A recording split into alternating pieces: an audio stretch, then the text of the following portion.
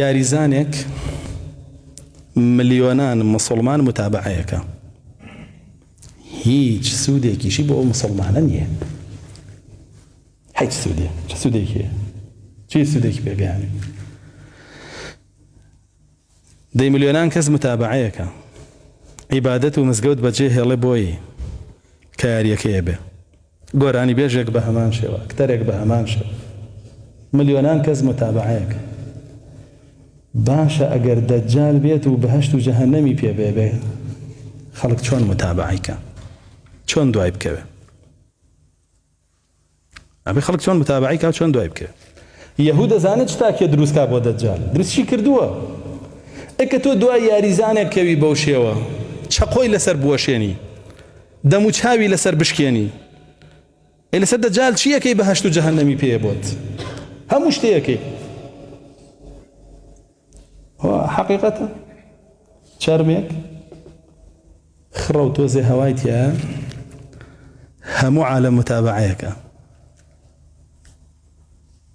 چەرمێکی خڕ تۆزێ هەوای تیایە، هەموو عالەم لە دەوری هەڵەسوڕێ متابعەیەکە.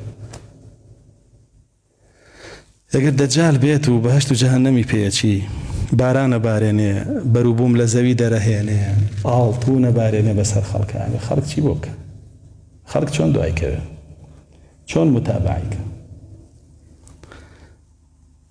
گۆرانی بێژێک لە گۆرانیەکەیان مەعسیەت ئەڵێ، کوفر ئەڵێ، چکە یا گۆرانیە بەسەر ناموسی خەڵکە، یا گۆرانیەکەی حرام حەڵالکردن و حرامکردنی تایە، تۆش ڕەقسی بۆ یەکەیت و بۆی هەڵە بەزیتەوە وەکو مەیمون لەسەر چۆپیە.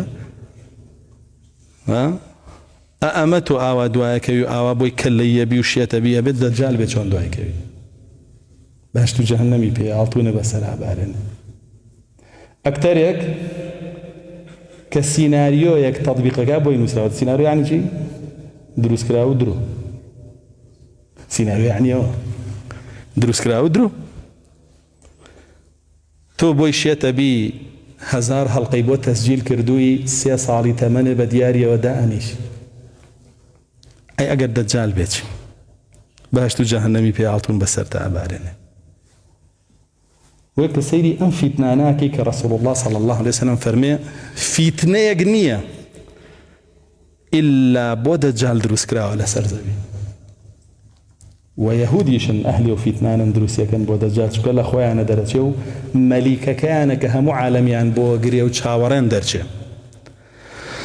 یەهودە أفرمي ما من فتنة صغيرة أو كبيرة منذ خلق السماوات والأرض إلى قيام الساعة إلا خلق للدجال. رسول الله صلى الله عليه وسلم أفرمي يك فتنة لسر زوية قورة بي ياخد بچوك بي لو روجوي زوي دروز بوتاك وتايد يو روجي قيامت دي إلا بو دجال دروز كلاو دەی تۆ بەم فیتنانە تێکەوتبی و دینت لەبیر چوو بێتەوە، ئەڵڵات لەبیر چوو بێتەوە، حرام و حەڵالە لەبیر چوو بێتەوە، دەی خۆی هاوچی وڵاهی دوایەکەوی.